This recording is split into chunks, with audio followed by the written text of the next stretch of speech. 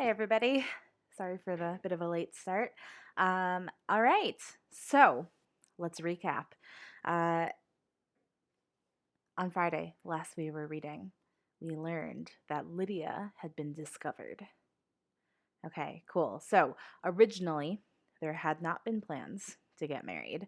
Lydia thought they did, according to the letter that she left for her friend, Mrs. Forster. She definitely thought they were going to Gretna Green to get married because she thought she was going to become Lydia Wickham. Somewhere along that plan, though, they kind of just pit stopped in London and they were living together, which for the time was supremely scandalous.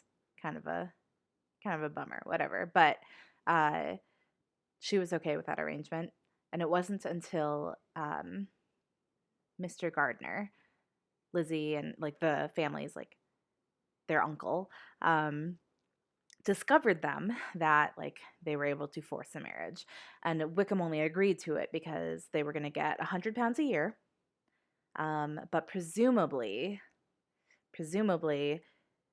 Mr. Gardner probably paid a lot more.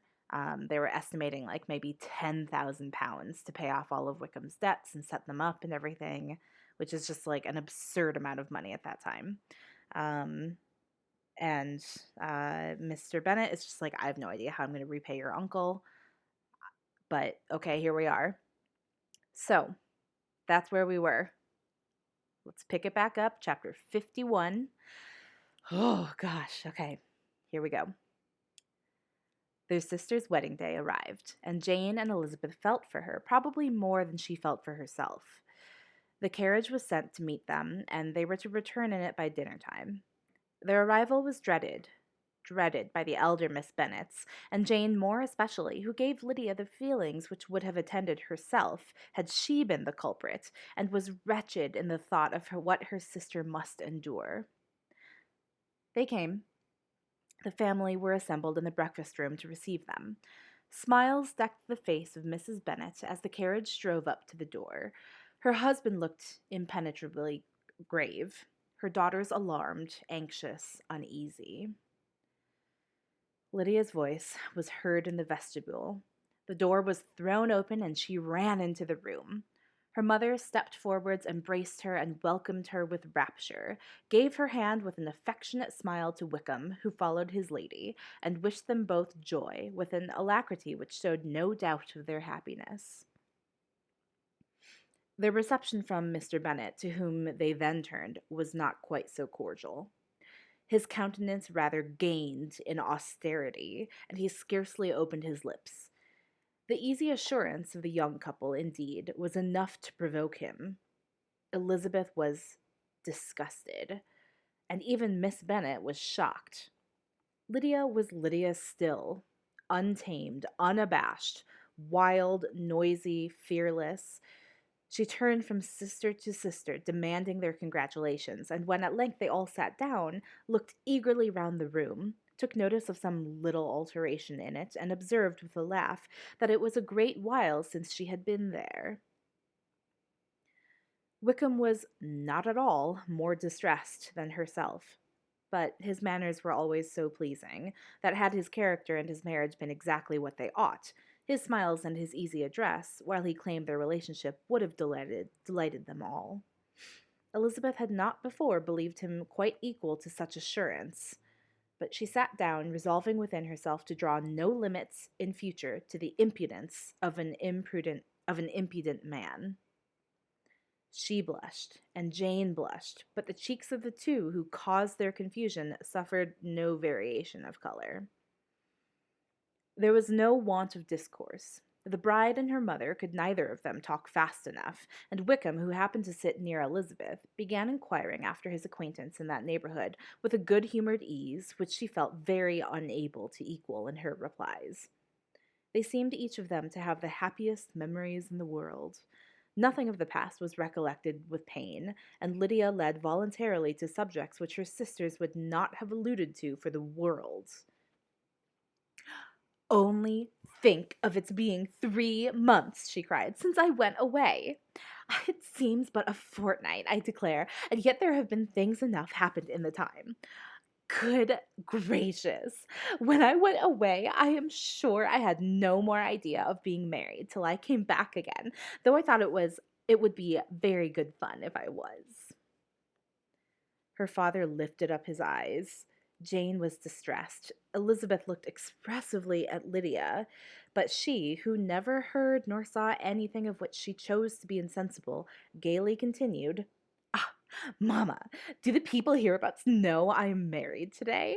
I was afraid they might not, and we overtook William Golding in his curricle, and I was so determined he should know it, and so I let down the side glass next to him and took off my glove and let my hand just rest upon the window frame so that he might see the ring, and then I bowed and smiled like anything."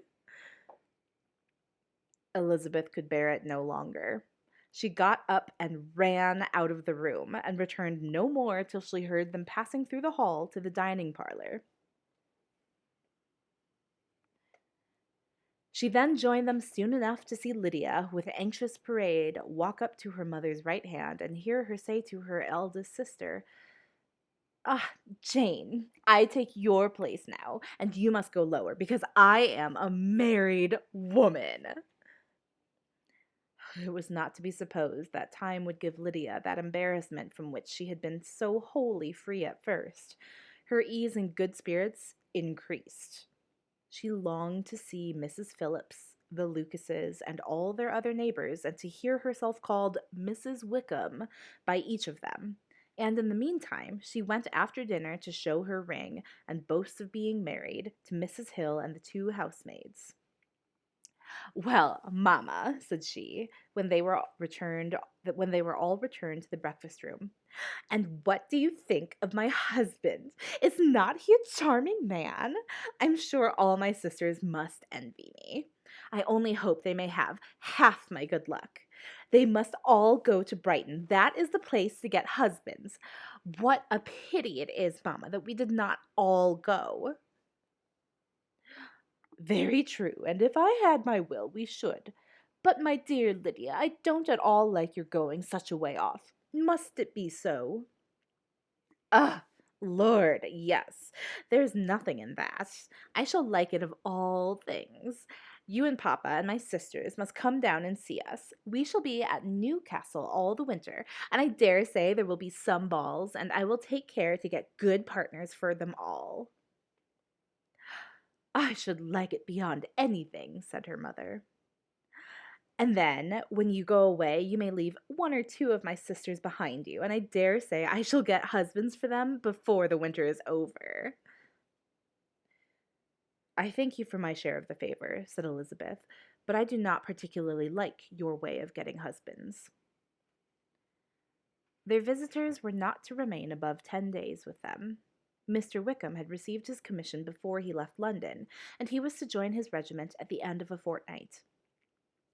No one but Mrs. Bennet regretted that their stay would be so short, and she made the most of the time by visiting about with her daughter, and having very frequent parties at home. These parties were acceptable to all. To avoid a family circle was even more desirable to such as did think than such as did not. Wickham's affection for Lydia was just what Elizabeth had expected to find it, not equal to Lydia's for him. She had scarcely needed her present observation to be satisfied, from the reason of things, that their elopement had been brought on by the strength of her love rather than by his, and she would have wondered why, without violently caring for her, he chose to elope with her at all, had she not felt certain that his flight was rendered necessary by distress of circumstances, and if that were the case, he was not the young man to resist an opportunity of having a companion. Lydia was exceedingly fond of him. He was her dear Wickham on every occasion. No one was to be put in competition with him. He did everything best in the world, and she was sure he would kill more birds on the 1st of September than anybody else in the country. One morning, soon after their arrival, as she was sitting with her two elder sisters, she said to Elizabeth, "Lizzie, I never gave you an account of my wedding, I believe. You were not by when I told Mamma and the others all about it. Are you not curious to hear how it was managed?" "No, Really, replied Elizabeth. I think there cannot be too little said on the subject. La, you're so strange. But I must tell you how it went off. We were married, at St. Clement's because Wickham's lodgings were in that parish, and it was settled that we should be there by 11 o'clock. My uncle and aunt and I were to go together, and the others were to meet us at the church. Well, Monday morning came and I was in such a fuss. I was so afraid, that something would happen to put it off, and then I should have gone quite distracted. And there was my aunt, and all the time I was dressing, preaching and talking as and talking away just as if she was reading a sermon. However, I did not hear above one word in 10, for I was thinking, as you may suppose, of my dear Wickham. I longed to know whether he would be married in his blue coat. Well, and so we breakfasted at 10, as usual. I thought it would never be over. For, by the by, you are to understand that my uncle and aunt were horrid unpleasant all the time I was with them. If you'll believe me, I did not once put my foot out of doors, though I was there a fortnight. Not one party or scheme or anything. To be sure, London was rather thin, but, however, the little theatre was open. Well, and so, just as the carriage came to the door, my uncle was called away upon business to that horrid man, Mr. Stone. And then, once they get together, there's no end to it. Well, I was so frightened I did not know what to do, for my uncle was to give me away, and if we were beyond the hour, we could not be married all day. But luckily, he came back again in 10 minutes' time, and then we all set out. However, I recollected afterwards that if he had been prevented going, the wedding need not be put off, for Mr. Darcy might have done as well. Mr. Darcy? Repeated Elizabeth in utter amazement. Yes, he was to come there with Wickham, but gracious me, I quite forgot. I ought not have said a word about it. I promised them so faithfully. What will Wickham say? It was to be such a secret. If it was to be secret, said Jane, say not another word on the subject. You may depend upon my seeking no further.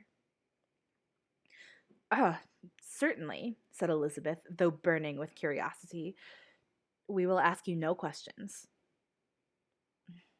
Thank you, said Lydia, for if you did, I should certainly tell you all, and then Wickham would be so angry. On such encouragement to ask, Elizabeth was forced to put it out of her power by running away. But to live in ignorance on such a point was impossible, or at least it was impossible not to try for information. Mr. Darcy had been at her sister's wedding. It was exactly a scene and exactly among people where he had apparently least to do and least temptation to go. Conjectures as to the meaning of it, rapid and wild, hurried into her brain, but she was satisfied with none. Those that best pleased her as placing his conduct in the noblest light seemed most improbable. She could not bear such suspense, and hastily seizing a sheet of paper, wrote a short letter to her aunt to request an explanation of what Lydia had dropped, if it were compatible with the secrecy which had been intended. You may readily comprehend, she added, what my curiosity must be to know how a person unconnected with any of us, and, comparatively speaking, a stranger to our family, should have been amongst you at such a time. Pray write instantly, and let me understand it, unless it is, for very cogent reasons, to remain in the secrecy which Lydia seems to think necessary, and then I must endeavor to be satisfied with ignorance. Not that I shall, though, she added to herself, and she finished the letter. And my dear aunt, if you do not tell me in an honorable manner, I shall certainly be reduced to tricks and stratagems to find it out. Jane's delicate sense of honor would not allow her to speak to Elizabeth privately of what Lydia had let fall. Elizabeth was glad of it, till it appeared whether her inquiries would receive any satisfaction. She had rather be without a confidant. Uh, yeah, yeah. Wow. Let's do one more chapter. So we learned Mr. Darcy. Mr. Darcy was at Lydia and Wickham's wedding. What? Okay, let's find out more. I'm very curious.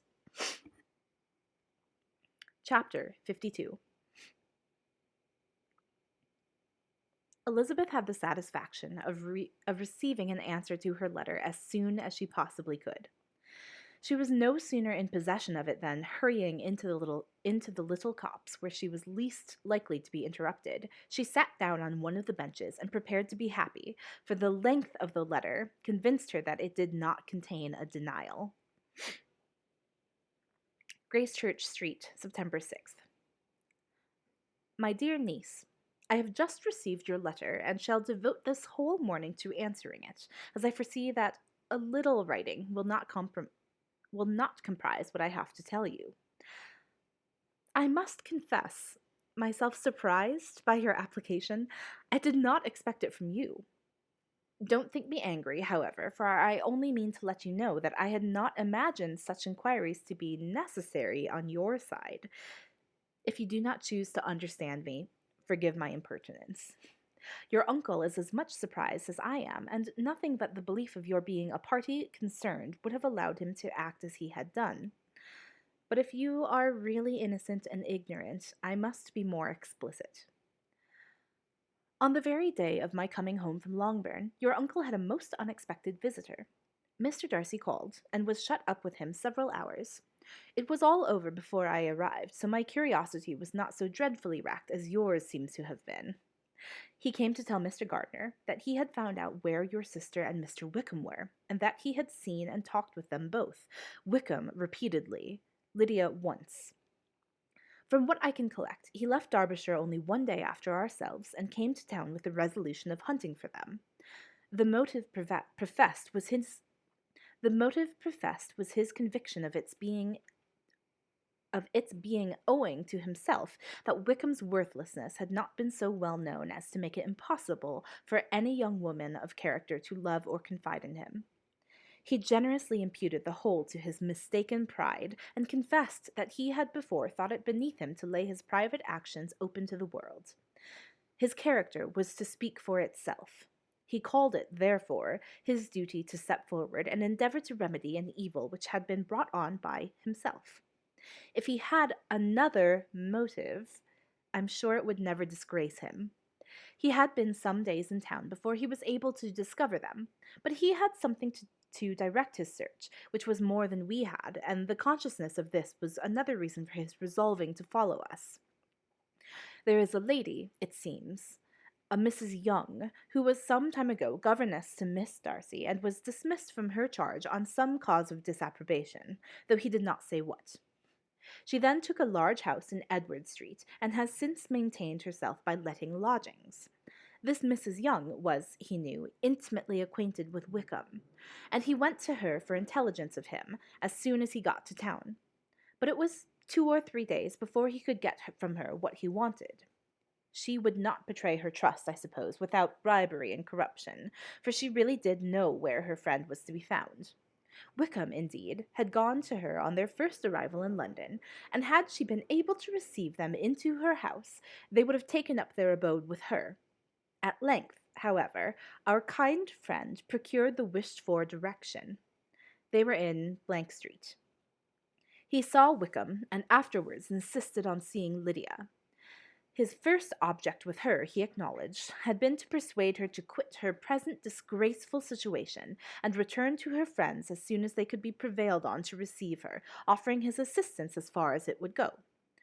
But he found Lydia absolutely resolved on remaining where she was. She cared for none of her friends, she wanted no help of his, she would not hear of leaving Wickham. She was sure they should be married some time or other, and it did not much signify when.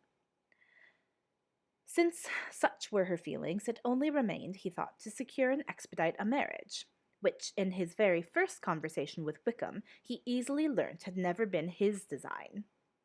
He confessed Wickham confessed himself obliged to leave the regiment on account of some debts of honour, which were very pressing, and scrupled not to lay all the ill consequences of Lydia's flight on her own folly alone. He meant to resign his commission immediately, and as to his future situation, he could conjecture very little about it. He must go somewhere, but he did not know where, and he knew he should have nothing to live on. Mr. Darcy asked him why he had not married your sister at once. Though Mr. Bennet was not imagined to be very rich, he would have been able to do something for him, and his situation must have been benefited by marriage. But he found, in reply to this question, that Wickham still cherished the hope of more effectually making his fortune by marriage in some other country.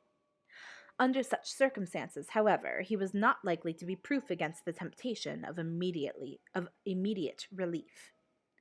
They met several times, for there was much to be discussed.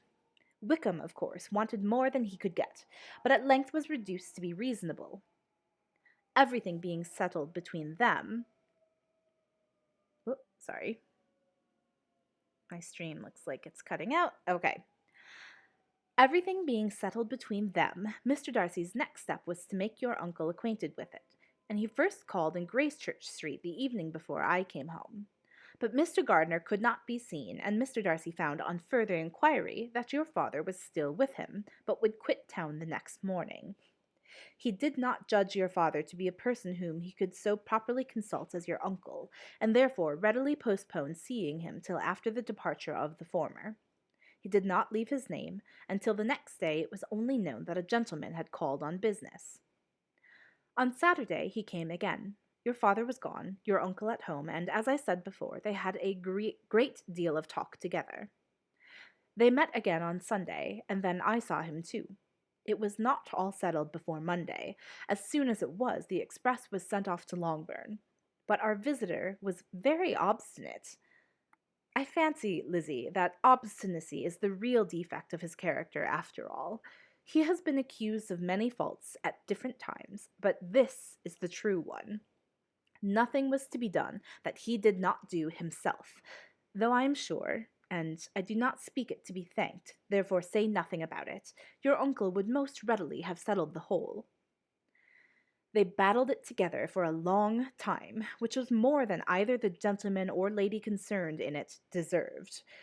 But at last your uncle was forced to yield, and instead of being allowed to be of use to his niece, was forced to put up with only having the probable credit of it, which went sorely against the grain, and I really believe your letter this morning gave him great pleasure, because it required an explanation that would rob him of his borrowed feathers, and give the praise where it was due. But, Lizzie, this must go no farther than yourself, or Jane at the most.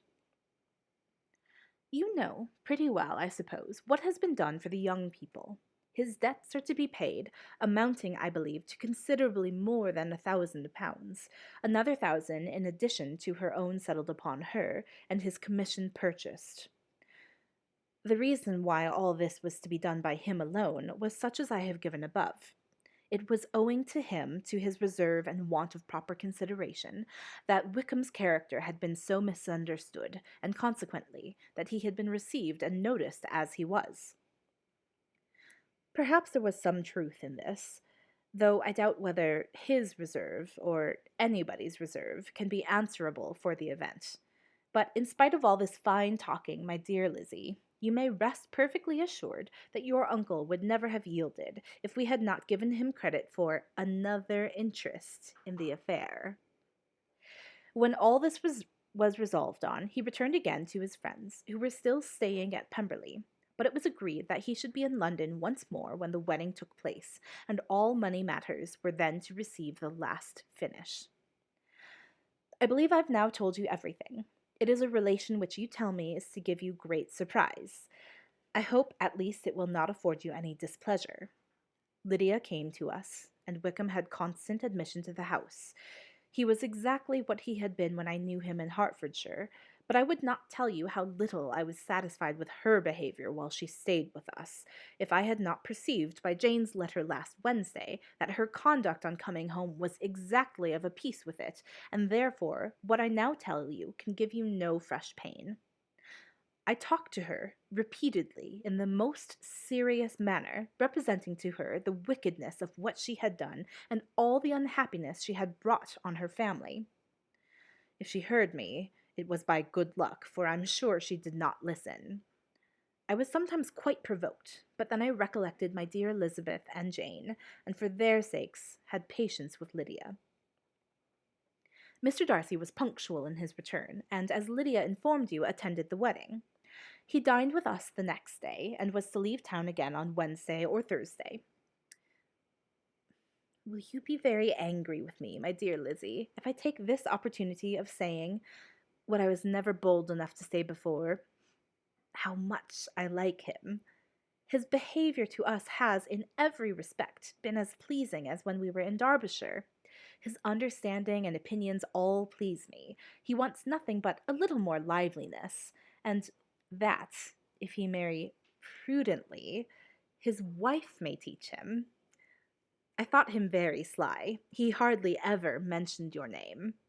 But slyness seems the fashion. Pray forgive me if I have been very presuming, or at least do not punish me so far as to exclude me from Pemberley. I shall never be quite happy till I have been all round the park. A low phaeton and a nice little pair of ponies would be the very thing. But I must write no more. The children have been wanting me for this half hour. Yours very sincerely, Mrs. Gardiner.